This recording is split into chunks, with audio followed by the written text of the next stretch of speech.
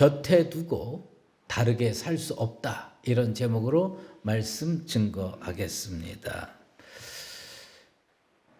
우리는 다 기도하면서 은혜 받기를 원해요. 그런데 기도하는 사람은 다 하나님의 사람이고 하나님의 복 받은 사람이 돼야 마땅하지만 불행한 기도자도 있을 수가 있다는 겁니다.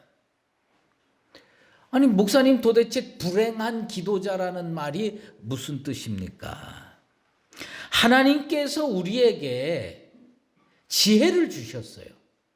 근데 그 지혜를 선용하지 않고 지혜를 선용하지 못하고 살면서 하나님이 원하시지 않는 삶의 모습을 다 만들어 놓고 그리고 나서 하나님께 구해달라 도와달라 부르짖으면 그 기도가 잘 응답이 되지 않습니다.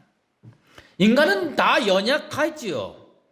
어려움에 봉착했을 때 하나님께 나아와서 무릎 꿇고 간절히 기도하는 것 마땅합니다. 하지만 기도하면서도 잊지 말아야 될 것 있어요. 그것은 뭐냐면 하나님이 원래 우리에게 주신 지혜를요, 믿음 생활에서, 가정 생활에서, 사회 생활에서 잘 선용하는 하나님이 원하시는 지혜로운 사람들 되시기를 주의 이름으로 축원합니다. 여러분, 예수님이 말씀했어요. 두 가지 종류로 집을 지을 수가 있다. 반석 위에 집을 지을 수 있고 모래 위에 집을 지을 수가 있습니다. 우리 주님께서 가르쳐 주신 겁니다. 반석 위에 집을 지을 수 있고 모래 위에 집을 지을 수 있는데 우리 주님이 우리에게 어떻게 집을 지으라고 명령했어요? 반석 위에 지으라고 그랬어요? 모래 위에 지으라고 그랬어요? 반석 위에 지으라고 했습니다. 그런데 우리 주님이 분명히 그렇게 말씀했는데 자기 인생 가운데 모래 위에다가 집을 져놓고 그리고 주님께 기도합니다. 부르짖습니다. 간구합니다. 주님, 비 오지 않게 해 주시옵소서. 여러분, 단비가 내리는 건 복이요 저주요? 복이지요. 그런데 반석 위에 집 지은 자는요, 비가 내릴 때 복으로 들어요. 복으로 느껴요.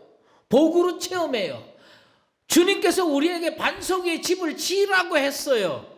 그리고 단비를 주면 그 비는 복된 비가 되는 거예요. 그런데 모래 위에다가 집을 져놓고 다른 사람은 지금 다 단비를 기다리고 있는데 하나님께 울부짖어 기도합니다. 비 오지 않게 해 주시옵소서. 하나님은 어떤 기도를 들어주시겠어요? 지금 주님이 반석 위에다가 집 지어놓고 단비를 구하라고 하는 그 기도를 들어주시겠어요? 아니면 모래 위에다가 집 지어놓고 비 오지 않게 해달라고 기도하는 그 기도를 들어주시겠어요? 반석 위에 집 지으라고 했으니 우리 모두 자기 인생의 집을 반석 위에 짓게 되기를 바랍니다. 그리고요, 하나님이 은혜의 단비 줬을 때에 그 단비를 축복으로 체험하고 은혜로 체험하고 감사로 고백하는 나와 여러분 꼭 되기를 바랍니다. 반석 위에 집 지어놓고 살아도요, 기도 제목 많습니다. 자녀의 문제도 기도 제목이 될 수 있고 믿음의 문제도 기도 제목이 될 수 있고 관계의 문제, 경제의 문제, 심지어 오늘날은 전염병의 문제까지 반석 위에 집을 져도 기도 제목이 이렇게 많은데 왜 하필 모래 위에다가 집 져놓고 다른 기도는 하나도 못하고 중보 기도도 못하고 믿음의 문제도 하나님 앞에 간구하지 못하고 오직 기도 제목은 하나야, 비 오지 않게 해달라고. 이거 잘못된 겁니다. 우리 주님이 여러분들의 영안을 여시게 되길 바라요. 우리 주님이 영안을 여셔가지고 모래와 반석을 구분할 줄 아는 영적 지혜가 있게 되길 바랍니다.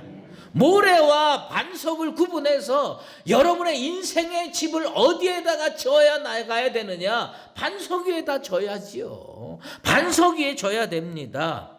아무리 고대광실 좋은 집이고 대궐같이 좋은 집이라고 하더라도 모래 위에 인생의 집을 지은 사람은 그 기도밖에 할 게 없어요. 비 오지 않게 해 주시옵소서. 비록 작은 집에 살아도 내 인생의 집이 작아도 반석 위에 세워놓고 하나님 은혜의 단비를 주시고 건강도 주시고 믿음도 주시고 자손 만대의 축복을 주시옵소서 기도할 수 있는 나와 여러분 되길 바랍니다. 모래 위에 집 져놓고 매번 주님 앞에 나와서 부르짖으면서 우주의 질서를 멈춰달라고 기도하는 거 어리석은 겁니다. 불의한 재판관의 비유를 우리 잘 알고 있어요. 이거 자기 멋대로 해석해 놓고 자기 인생 자기가 지혜롭지 못해서 다 망가뜨려 놓고 맨날 기적을 구하는 거 이거 잘못된 겁니다. 우리 주님이 주신 그 지혜를 잘 선용해서 하나님이 단비 주실 때 축복으로 받을 수 있는 나와 여러분 다 되기를 바랍니다. 오늘 본문은 말이에요. 공간복음서 기자가 마태, 마가, 누가 이 공간복음서 기자가요. 예수님께서 12제자를 파송하시고 권능으로 역사하고 되돌아서 보고했습니다. 그리고 예수의 소문이 예수의 권능이 확 날 때 헤롯이 걱정을 또다시 하게 되는 그 장면입니다. 이걸 공간복음 기자들이 여기다가 다 집어넣어놨어요. 왜 집어넣느냐? 지혜가 없으면, 영적인 지혜가 없으면 은혜 받을 날에, 축복 받을 날에 저주받게 되고 심판받게 된다는 겁니다. 세례 요한을 죽인 장본인이 누구냐? 헤롯 안티파스입니다. 그 사람은 지금 이 세례 요한을 죽인다는 겁니다. 세례 요한을 죽인 것으로 끝내지 않고 어디까지 가게 되느냐? 예수 죽이는 데까지 작당하고 나간다는 겁니다. 그러니까 이 헤롯은요, 자기 인생을 어떻게 운영하고 있느냐? 자기 인생을 망치는 쪽으로 운영하고 있다는 것을 우리에게 가르쳐 주기 위해서 이 마태, 마가, 누가 공간복음서 기자들은 이렇게 성경에다가 집어넣고 있습니다. 근데 참 보면요, 악한 사람들은 서로 죽일 듯이 싸우다가도요, 언제 친구가 되느냐? 악한 일 할 때 친구가 됩니다. 그 당시 예수님께서 사역할 당시에 헤롯과 빌라도는요, 서로 앙숙이었어요. 서로 못 잡아먹어서 으르렁댔어요. 그런데 어느 날 친구가 됐느냐? 예수님 십자가 못 박는 날 친구가 됩니다. 누가복음 23장 12절에 헤롯과 빌라도가 전에는 원수이었으나 당일에 서로 친구가 되니라. 언제 친구가 됐느냐? 예수 못 박는 날 친구가 돼요. 사실 헤롯은요, 이 정체성의 딜레마가 있었어요. 이두메 출신 사람인데 유대 땅에 분봉왕으로 와 있으니 사람들이 인정을 안 하는 겁니다. 그러니까 늘 마음에 근심 걱정이 많아요. 언제 밀란이 일어나고 언제 반란이 일어나가지고 내 정부를 때려 엎고 둘러 엎을까 늘 근심하고 걱정하고 사는 겁니다. 그런데 부담스러운 존재가 하나 있었어요. 그 존재가 누구냐면 세례 요한입니다. 헤롯은 자기의 동생의 아내와 불륜을 저지릅니다. 근데 그 여자의 이름이 누구냐면 헤로디아예요. 근데 이 여자가 불륜만 저지른 게 아니라 이제 헤롯 안티파스와 헤로디아가 결혼합니다. 그리고 그걸 보고 있던 세례 요한이요, 엄청나게 비난하는 겁니다. 잘못됐다. 근데 이 세례 요한이 백성들이 존경을 받고 있거든요. 사랑을 받고 있거든요. 그러니까 이 정체성이 불안정했던 헤롯의 입장에서는 걱정이 되는 거예요. 저 사람만 없으면 내 정권이 유지될 텐데, 저 사람만 없으면 내가 정말 안정적으로 정치할 수 있을 텐데, 그래서 세례 요한을 감옥에다가 가둬버립니다. 그런데 세례 요한은 그저 거기까지 하고 싶었는데, 여러분 진짜 여자들은 독한 것 같아. 예? 온유월의 서리빨처럼 말이에요. 이 헤로디아가 세례 요한을 원수처럼 여겼습니다. 그리고 오늘 본문에 묘한 표현이 나옵니다. 21절에 보면 마침내 기회 좋은 날이 왔으니, 마침내 기회 좋은 날이 왔으니, 인생을 살다 보면요, 기회 좋은 날이 옵니다. 그런데 이 인생의 기회 좋은 날을 하나님 찬양하는 데 쓰시고, 하나님 가까이 하는 데 쓰시고, 하나님의 은혜 받는 데 쓰는 나와 여러분 되시길 바랍니다. 그런데 인생의 집을 모래 위에 세운 사람들은 그 기회 좋은 날을 어디다 쓰느냐? 죄 짓는 데 씁니다. 남 죽이는 데 씁니다. 남 유혹하는 데 씁니다. 모래 위에 집 짓는 사람 다른 거 아니에요. 하나님이 좋은 날 주는데 그 좋은 날에 머릿속에 뭐가 가득 차 있느냐? 죄 지을 생각이 가득 차 있어. 여러분, 오늘 이 시간 주님께서 이렇게 예배드릴 기회를 주신 이 기회 좋은 날에 성령 받게 되기를 축원합니다. 우리가 기회 좋은 날 어떻게 써야 되느냐, 그걸 잘 쓰면 반석 위에 집 짓는 축복의 인생이 될 것이고, 그걸 잘못 쓰면 죄 짓다가 심판받고 모래 위에 집 짓는 인생과 같이 되는 겁니다. 그런데 헤로디아에게는 진짜 예쁜 딸이 있었어요. 전설에 의하면 그 여인의 이름이 살로메입니다. 이 살로메가 얼굴도 예쁘고 몸매도 잘 빠졌고, 뭘 잘하느냐? 춤을 잘 추는 거야. 춤을 잘 추는 거야. 그래가지고 이 헤롯의 생일날 이 살로메가 그 앞에서 춤을 추는데 얼마나 춤을 유혹적으로 잘 췄는지 거기에 잔치에 참여했던 모든 사람이 그 쾌락에 젖어듭니다. 그리고 기쁨에 가득 차는 거예요. 여러분에게는 이런 기쁨이 없게 되기를 바랍니다. 이 세상의 유혹에 의한 기쁨은 없고 진짜 하나님이 주시는 은혜의 기쁨만 가득 차게 되길 바랍니다. 그런데 이 여인이 춤을 춰가지고요, 헤롯과 그리고 거기 왕궁에 있었던 모든 사람들이 다 헷가닥 돌아갔어요. 그리고선요, 헤롯이 뭐라고 그러냐?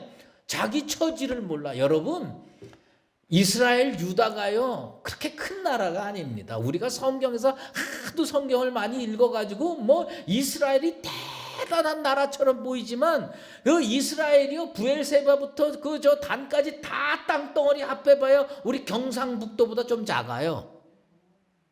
그런데 지금 헤롯은 어떤 왕이냐?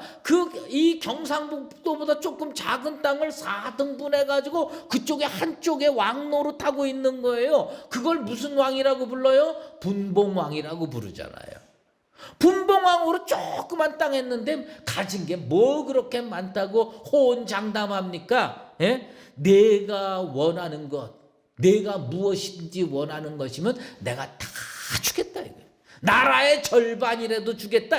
예, 이렇게 호언장담합니다. 그런데 헤로디아가 살로메에게 코치를 합니다. 뭐라고 코치합니까? 세례 요한의 머리를 구하라.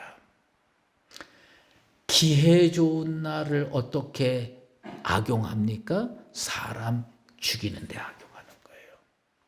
헤롯의 인생이 왜 나락으로 떨어집니까?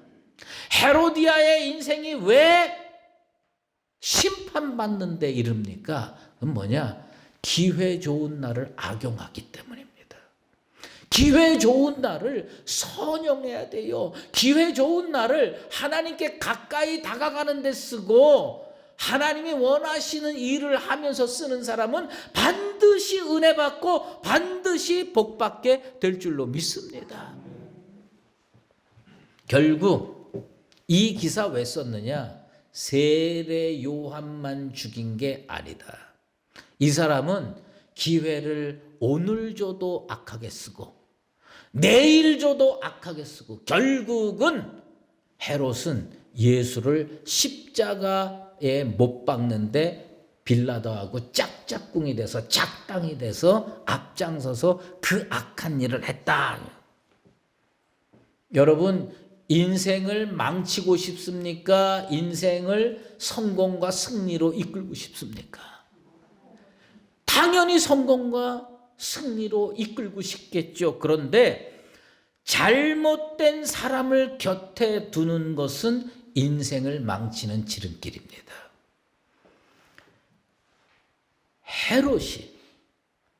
헤로디아를 곁에 뒀기 때문에 망가진 겁니다.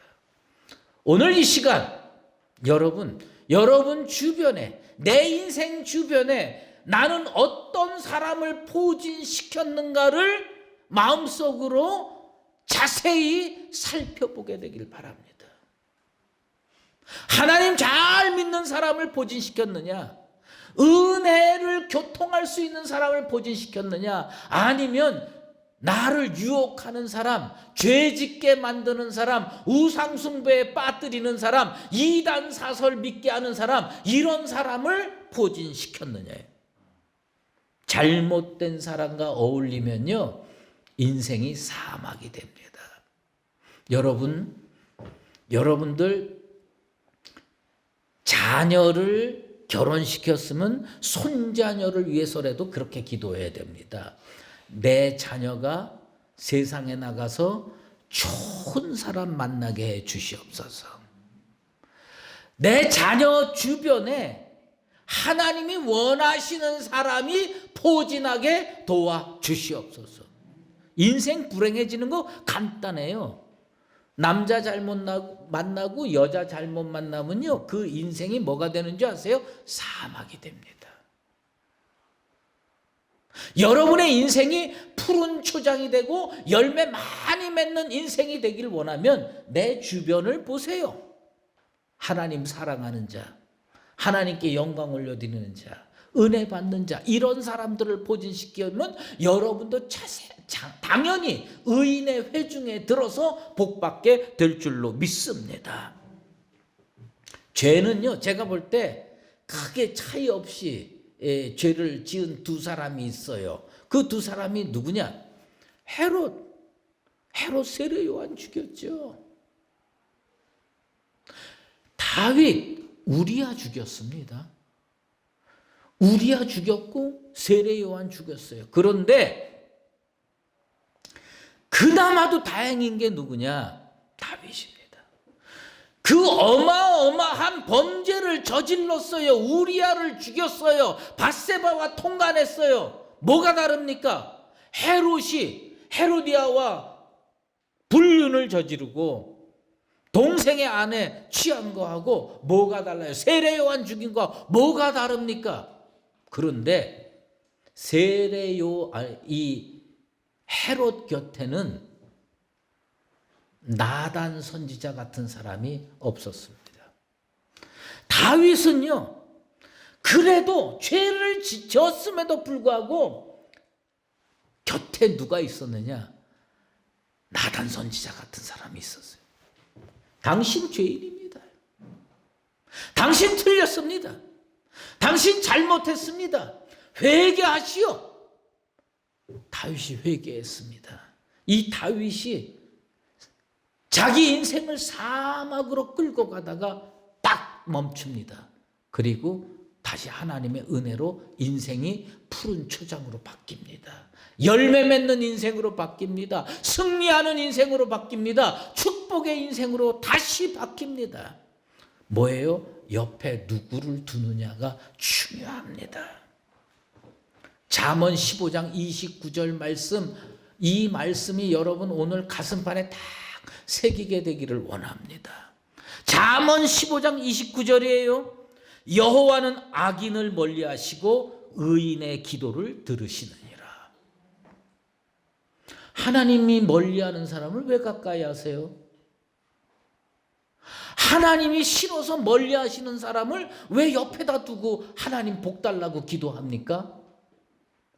하나님이 싫어하는 사람 옆에 있으면요, 이 사람으로 인하여 내 인생이 사막이 된다는 것을 반드시 깨닫게 되길 바랍니다.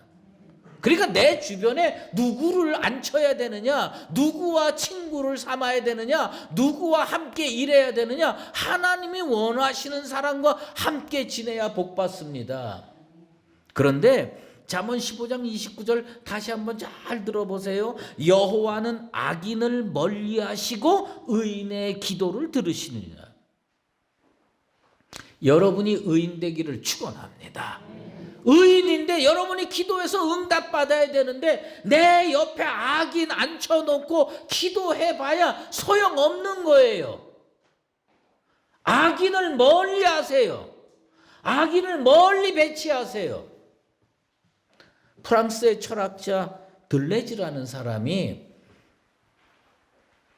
아장스망이라는 놀라운 말을 했는데 내가 오늘 이것을 신앙적으로 재해석하려고 그래요.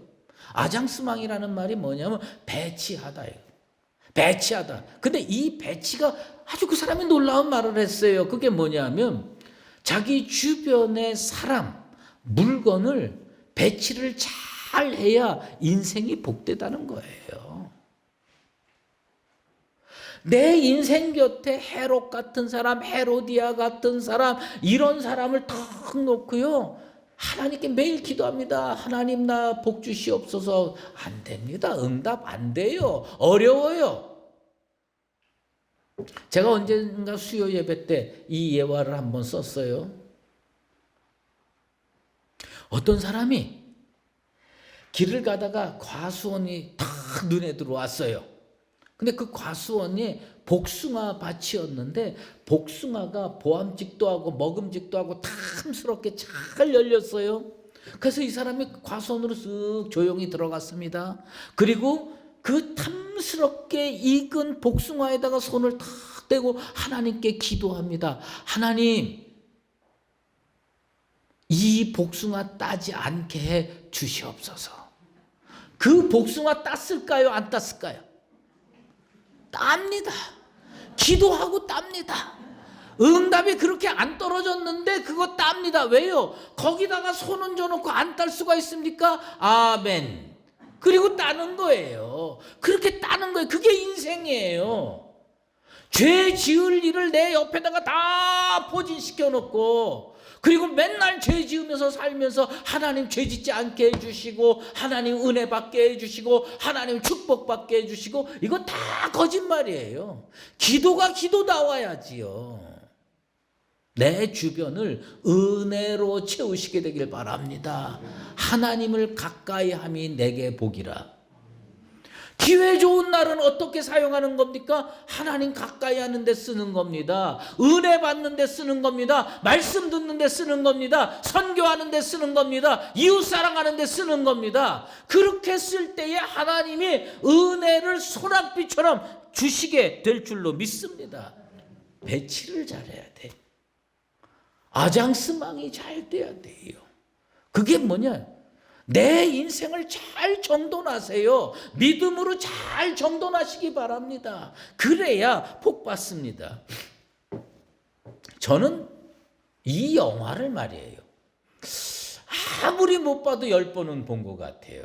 왜냐하면 이 영화는 이상하게 설날이나 성탄절이나 추석이나 많이 보여줘요. 무슨 영화냐면 벤허. 아니 근데 나는 그게 이해가 안 가는 게 요번에도 그 추석 연휴 기간 동안에 이제 출근도 안 하고 그러니까 낮에 이렇게 텔레비전을 여기 틀었다가 저기 틀었다가 하는데 우연찮게 배너가 나오더라고요. 그래서 옛날에 봤지만 또 봐야지 뭐 어떡합니까? 그래서 그 배너를 중간부터 이렇게 봤는데 옛날에 안 보이던 장면이 이번에 눈에 확 들어오는 거예요.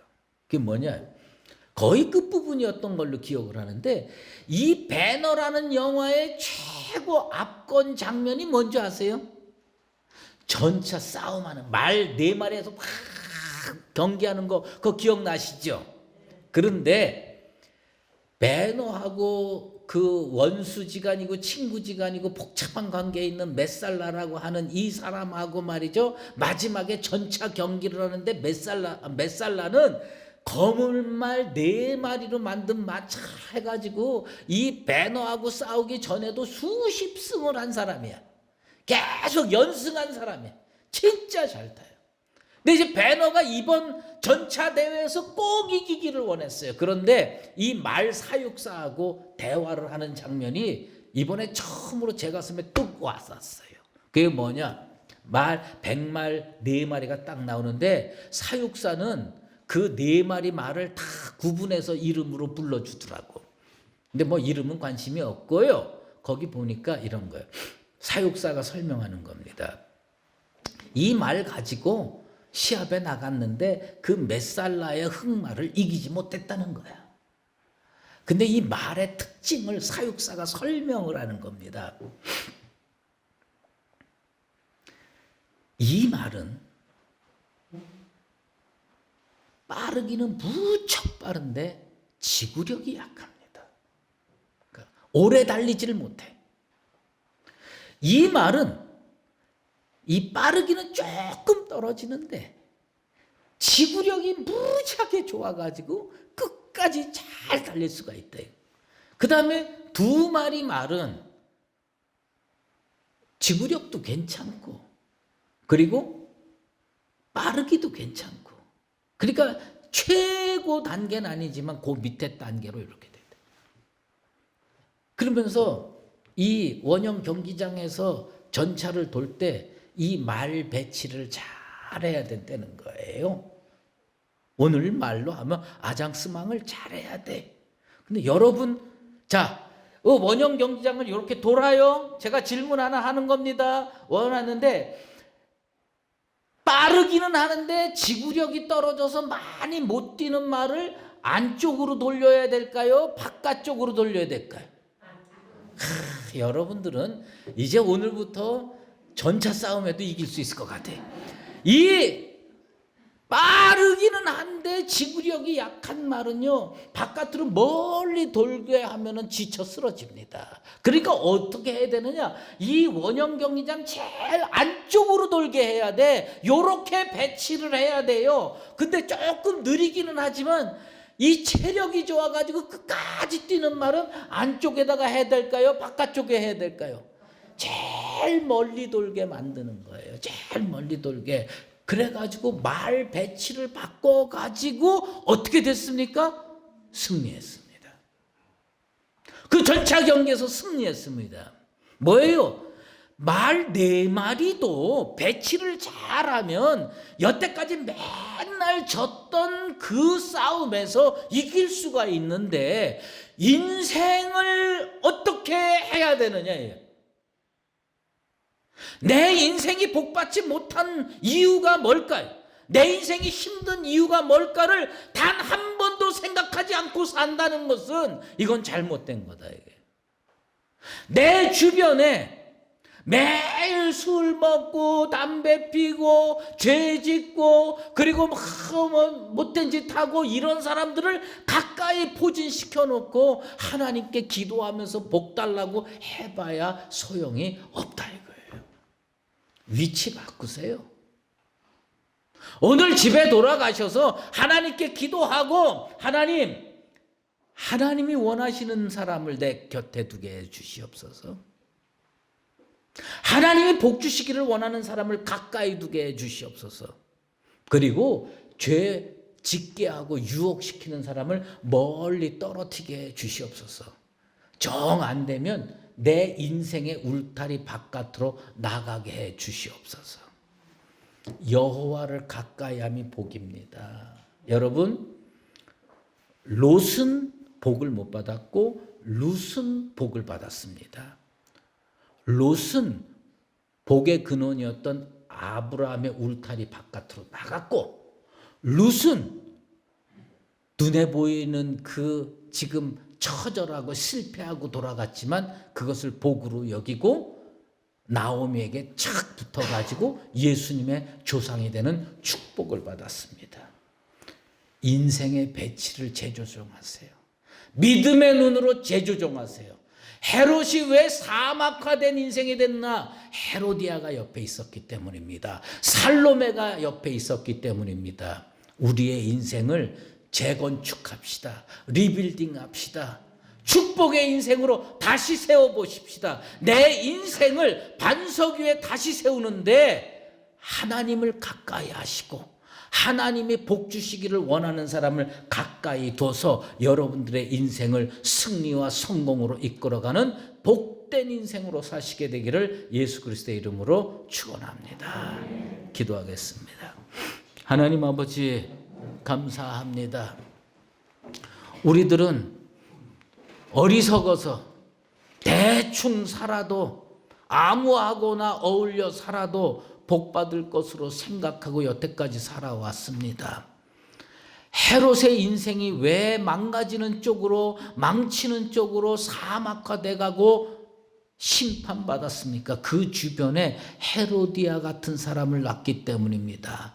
다윗은 비록 우리아를 죽이고 통간을 하는 죄를 저질렀지만 주변에 나단과 같은 사람을 세워놨기 때문에 그 인생이 사막으로 가다가 푸른 초장으로 방향을 돌릴 수가 있었습니다.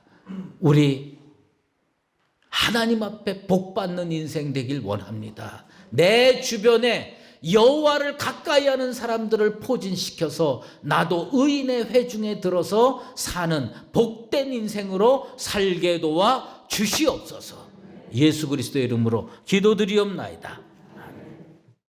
이제는 우리 주 예수 그리스도의 은혜와 하나님 아버지의 극진하신 사랑하심과 성령의 인도하시고 교통하심이 여호와를 가까이하고 예수님을 가까이하는 것이 내 인생의 진정한 축복임을 깨닫고 내 주변에 예수 잘 믿는 사람을 포진시켜 의인의 회중에서 살기로 작정하는 사랑하는 수유제일교회 모든 믿음의 권속들과 주의 몸된 교회 위에 이제로 영원히 함께 계시옵기를 간절히 축원하옵나이다. 아멘.